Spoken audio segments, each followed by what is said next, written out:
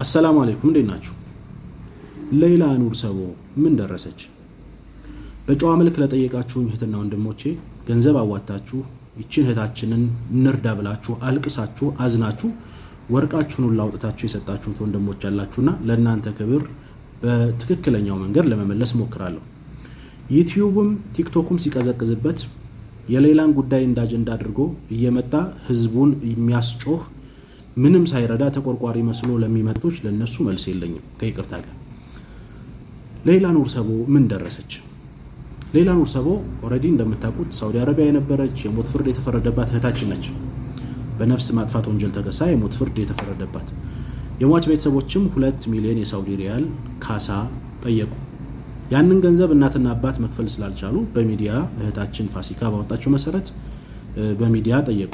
ከዛም ደግሞ ጉዳዩ ወደኔ ሲደርስ እንዲሁ የመጀመሪያውን ጥይት ወደ ሰማይ ተኮስኩ። እህታችን ሌላ ኑር ሰቦ ከሞት እንድታደጋት የሚለው የእናትና የአባቷ ዱዓ ምናልባት እሷም ያደረገችው እስር ቤት ውስጥ ሆና ያደረገችው ዱዓም ደርሶላት ይሁን ዓለም ስለሷ አለቀሰ። ስለሷ ያለ የሌለውን ገንዘብ አወጣ። ገንዘብ የለኝም ቀለበቴን ሁሉ ውሰዱና ሽጣችሁ ለእህት ያድርጉልኝ እስከመባል ድረስ የሷ ጉዳይ ላይ በጣም ሰፊ ሆነውን የሚዲያ ከቨሬጅ ያዘ።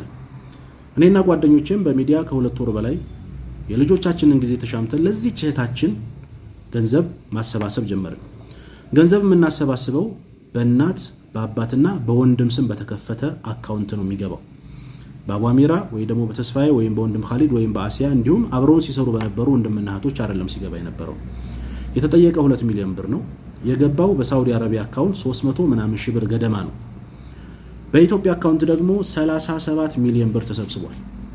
እነ ወንድም ኻሊድና እነ ተስፍሽ ባደረጉት ከባድ ትግልና ጥረት በኢትዮጵያ ብሔራዊ ባንክ ከፍተኛ ብር ያለምንም በብላክ ማርኬት ሳይሆን በቀጥታ እንዲላክና ብዙ ሳይወጣ ባጭር ቶሎ እንዲሄድ የተደረገበት መንገድ ነው ያለው።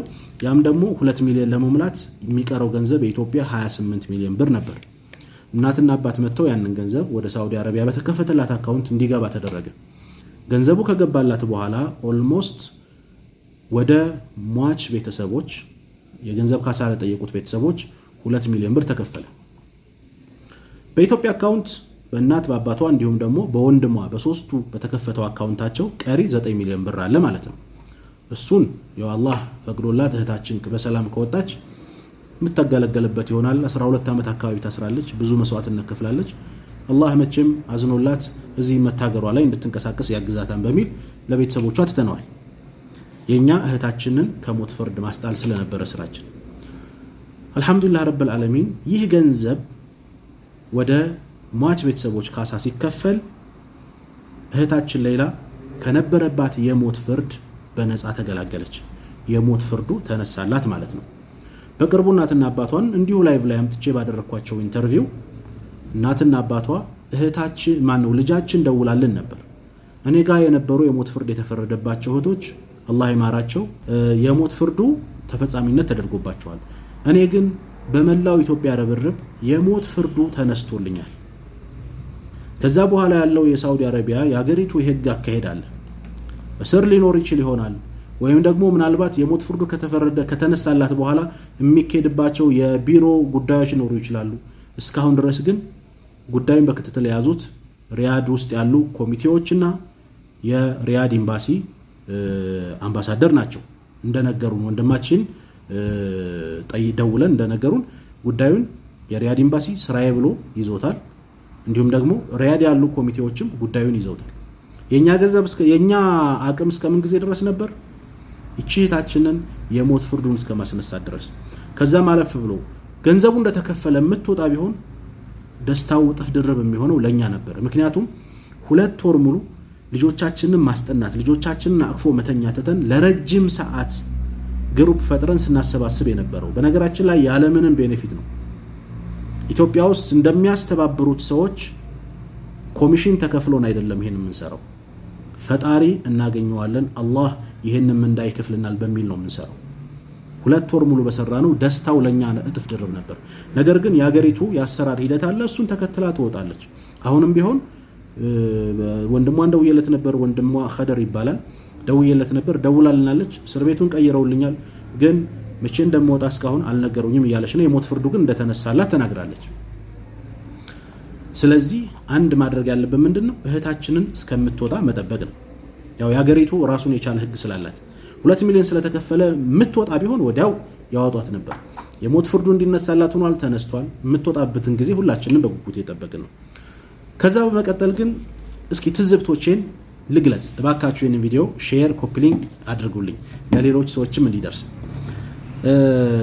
ይሄ በፖለቲካውም በሃይማኖትም ጉዳይ በተለያየ ጉዳይ ላይ እኔ ጋር አሳካራ የገቡ ሰዎች አሉ እንደምታውቁት።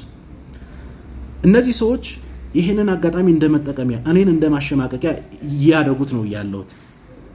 አቡ አሚራን በሌላ ጉዳይ ብንጠይቀው ይሸማቀቃል ብለው እያሰቡ ሰድቦ ለሰዳቢ ይሰጥ። በነገራችን ላይ የምትሰሩት ኸይር ስራ በምድር ላይም በሰማይ ቤትም ተከፋይ ስለሆነ የምንሸማቀቅበት ጉዳይ አይደለም። ያዳነው የሰው ነፍስ ነው። በእስልምና ሃይማኖት የአንድን ሰው ነፍስ ያዳነ እዚህ ምድር ላይ ያለን ሰው ነፍስ እንዳዳነ ይቆጠራል ይላል። በመቀጠል በፖለቲካም በተለያየ ኬዝ አንተ የምጠላይ ሰው ዳይሬክትሊ ና እኔን ፊት ለፊት አናገረኝ እንጂ ኢንዳይሬክትሊ በሌላ ጉዳይ የሌላ ጉዳይ ገንዘብ ተበላ፣ አቡ አሚራ በሌላ ጉዳይ አፓርታማ ገነባበት፣ አቡ አሚራ ፎቅ ሰራበት የሚሉ በጣም ብዙ ኮሜንቶችን ያየው ነበር። በነገራችን ላይ አጋጣሚውን ተጠቅመው ቢላ ይዘው የናንተን ውድቀት የሚጠብቁ ሊያርዷችሁ የተዘጋጁ ያሰፈሰፉ ብዙ ሰዎች በዙሪያችሁ እንዳሉ ትረዳላችሁ። እኔ ይሄንን ነገር የታዘብኩት ነገር ነው። ለውጥ አላህ ነው የሚለውጠው። ሰውን ከፍ የሚያደርገው የሚያሳድገው ቁም ነገር ደረጃ የሚያደርሰው የህንፃ ባለቤት የሚያደርገው የመኪና ባለቤት የሚያደርገው አላህ ነው። ለውጥህን የሚጠሉ ሰዎች ይኖራሉ። አዎ የሚወዱልህ ሰዎች እንዳሉ ሁሉ የሚጠሉ ሰዎችም አሉ።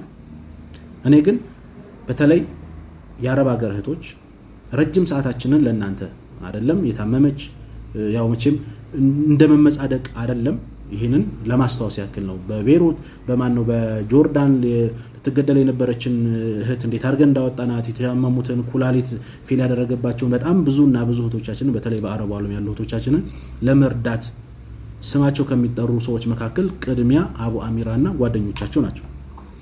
ረጅም ጊዜ ለእህቶቻችን ስንውል የሚከፈለን ነገር ኑሮ አይደለም። ይሄን ነገር ታሳቢ አድርጉ። የሀገር ልጅ ነው፣ ወንድማችን ነው፣ የሚዲያ ታዋቂነቱን ተጠቅሞ ያግዘኛል ብለው ስለሚያስቡም ነው አቡ አሚራ ብለው የሚመጡት። ኮመንት ያየው ነበር የሆነ ፖስት ላይ ሁለተኛ በሚዲያ ቢመጡ ማንም እጁን እንዳይዘረጋ የሚል ኮመንት አይቻለሁ። እውነት ለማውራት እኛም በሚዲያ አንመጣም እርዳታ ብለን፣ እናንተም ደግሞ አስረዱን ወይ ደግሞ አግዙን ብላችሁ አትምጡ። ምክንያቱም መልካም ሰርተን እንደገና ደግሞ እኛኑ ቆልምሞ እኛኑ አዙሮ የሚሳደብ ሰው ጋር ከባድ ነውና እኔ ይሄ ግር ብሎ በኮመንት የሚዘላለፍ የሚሰዳደብ አንዱ ለምሳሌ የሆነ ነገር ከጻፈ እሱን ተከትሎ ያኺ ነገ ጧት አላህ Subhanahu Wa Ta'ala የሆነ ነገር አጥፍታችሁ ይቅርታ ከጠየቃችሁኝ እኔ ይቅርላችኋለሁ ብሏል። አንድ ነገር ግን ይቅርታ የላችሁ አላህ Subhanahu Wa Ta'ala ምንድነው? የሰው ሐቅ ነው። የሰደበ የዘለፈ ያዋረደ የቀማ የሰረቀ በሰው ሐቅ ጉዳይ ላይ አንድ ሰው መጥፎ ነገር ሲደረግ ሰውየው ራሱ ይቅር ካላለ አላህ ራሱን ያልምራችሁም ብሏል። ነገ ጧት ስንቱን አስቀይማችኋል። በማታውቁት ነገር በመረጃ ባልተደገፈ ነገር ስንት ወንድማቻችሁን ተሳድባችኋል። ከዚህ ስራችሁ ልትቆጠቡ ይገባል። አላህን ልንፈራ ይገባል። እህታችን ሌላን አላህ በሰላም ያውጣና ደስታችን እጥፍ ድርብ ይሁን። ከዛ በተረፈ አልহামዱሊላህ ረብል ዓለሚን ፎቅም እየገነባሁ ነው። አፓርታማም በአዲስ አበባ በኮምቦልቻ እንትን እያልኩ ነው። ትላንት ከነበርኩበት ህይወት ወጥቼ ዛሬ የተሻለ ህይወት ላይ ነው ያለሁት። ይሄ ደግሞ አላህ ቀጥሎ የእናቴ አባቴ ዱዓ ነውና አላህ Subhanahu Wa Ta'ala እናትና አባቴን አላህ ያቆይልኝ። ነገ ጧት ከዚህ የተሻለ ከፍ እንደምል አልጠራጠርም። ሰማይና ምድር የፈጠረ አላህ ጌታዬ የኔን ህይወት አይለውጥም የሚል ኢማን የለኝም። ስለዚህ አላህ Subhanahu Wa Ta'ala ብዙ አለው፣ ብዙ ነገር ማድረግ ይችላል።